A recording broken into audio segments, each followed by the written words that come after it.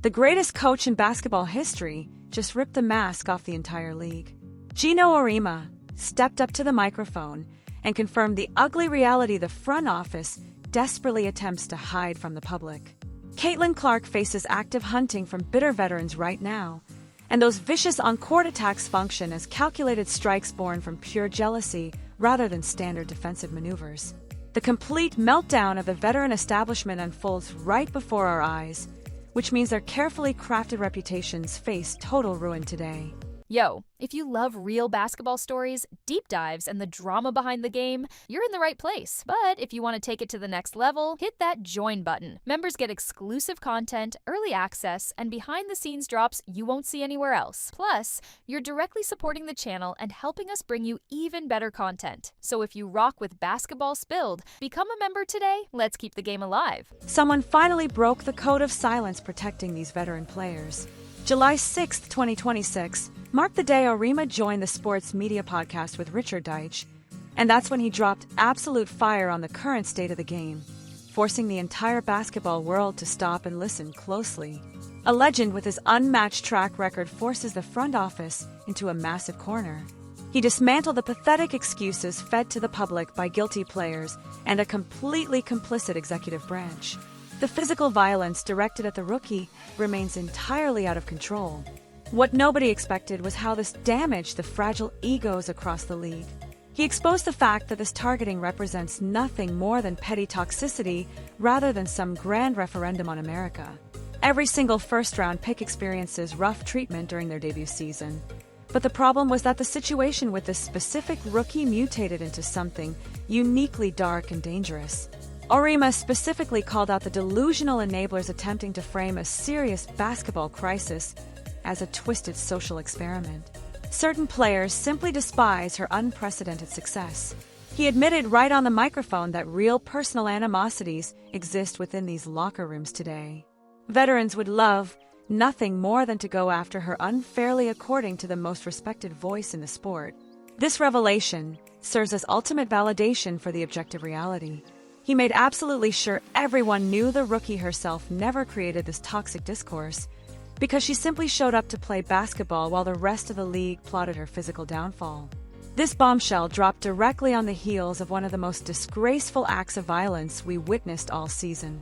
Alyssa Thomas delivered a sickening closed fist to the throat of the rookie phenom, which meant the officials possessed no alternative but to rule the strike a flagrant foul before the league office followed up with a pathetic one-game suspension. A single game serves as the total punishment for a blatant physical attack.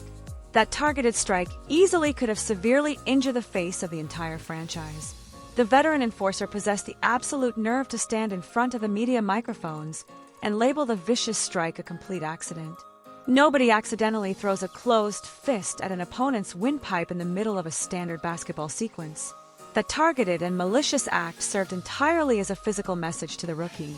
Thomas represents the old guard of bitter veterans, watching their irrelevance approach at light speed, and failing to beat their new rival with pure talent leads them directly toward brutal physical intimidation tactics.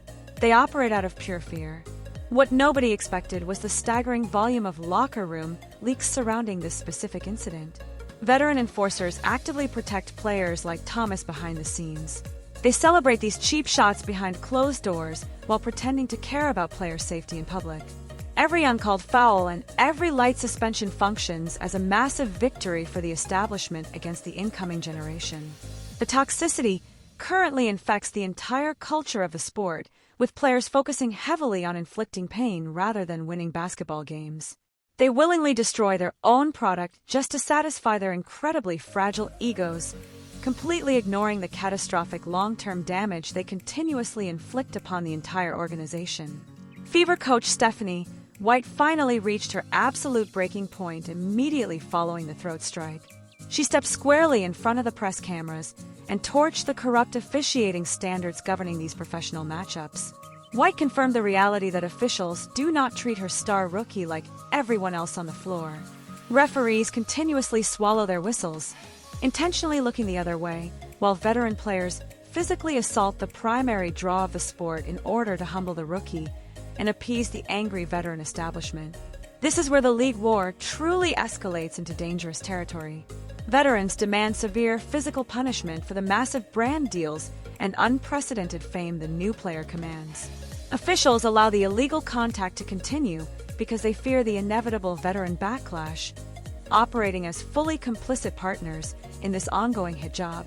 Ignoring a clear foul gives players like Thomas the absolute green light to escalate the violence even further during the next possession, practically guaranteeing someone gets seriously hurt. The cameras completely miss the psychological warfare happening behind the scenes during all this orchestrated chaos. Veterans actively attempt to manipulate the viewing public every single night. They approach their press conferences pretending the violence represents nothing more than standard physical defense, openly mocking the loyal fans who point out the incredibly obvious double standards, painting themselves as the victims of an unfair media which Hunt serves as their primary defense mechanism. They operate as the aggressors in plain sight. Auriemma saw directly through their pathetic manipulation strategy from the very beginning.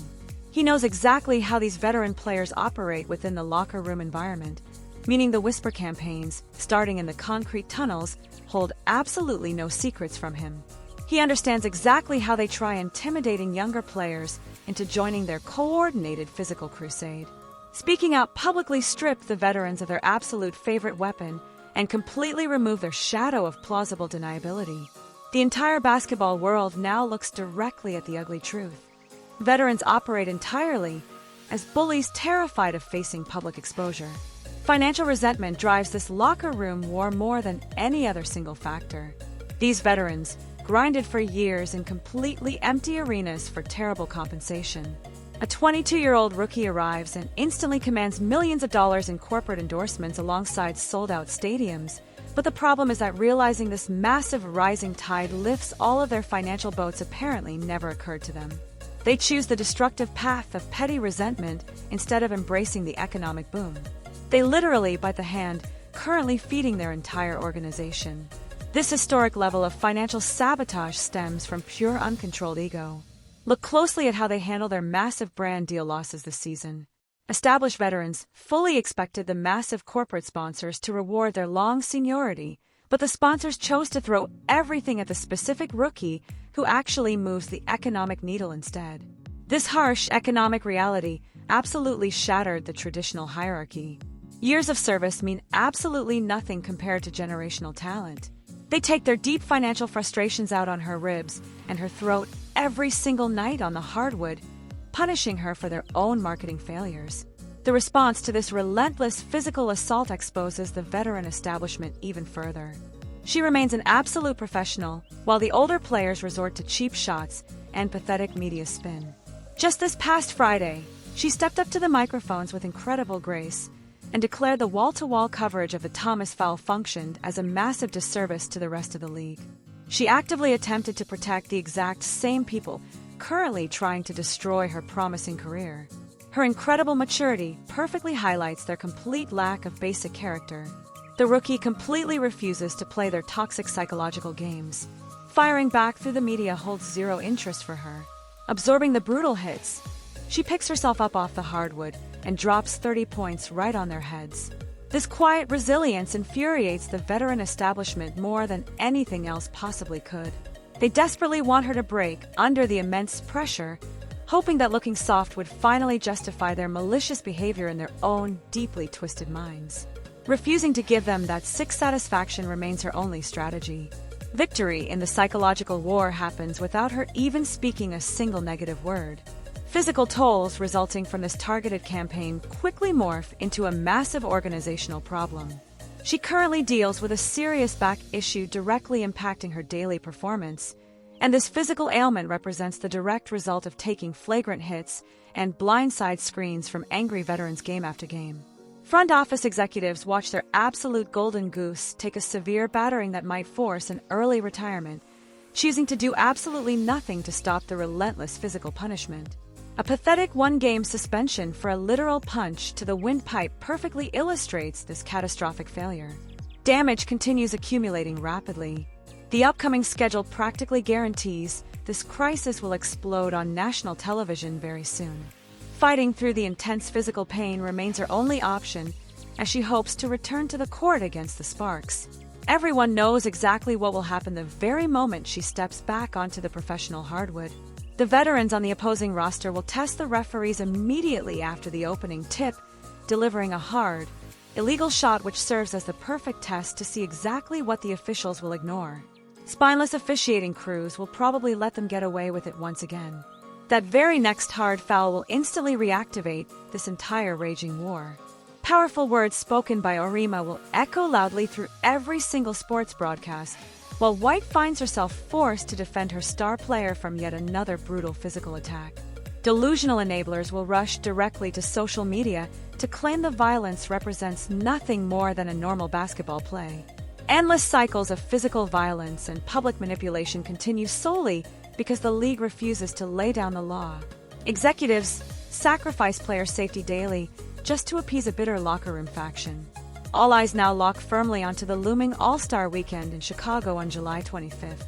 This major television event is supposed to serve as a massive celebration of the greatest talent the sport offers, but the problem is that the weekend currently shapes up to become the most toxic locker room environment in the history of professional sports. She finds herself forced to share a single locker room with the exact same players headhunting her all season long. The suffocating tension will absolutely dominate the entire weekend. Fake smiles and forced handshakes will barely conceal the deeply rooted hatred bubbling just beneath the surface. Front office executives sit absolutely terrified of what might actually unfold in Chicago. Putting all these massive, fragile egos into one single room creates a perfect recipe for a total public disaster. Veterans will undoubtedly attempt to freeze the rookie out of the offensive game plan entirely because humiliating her on a massive national stage remains their primary objective for the exhibition matchup. They plan to use the All-Star Game as their ultimate weapon of public disrespect. Physical targeting will broadcast to the entire world if the officials swallow their whistles during the exhibition showcase. This narrative no longer functions simply as a story about a rookie taking her required lumps.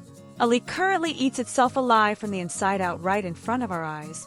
And that's when you realize the veteran establishment operates so blinded by intense jealousy they cannot see the massive damage they inflict upon their own sport. Pushing away the millions of new fans the rookie attracted seems like a perfectly acceptable casualty to them. They confirm every single negative stereotype regarding their toxic locker room culture.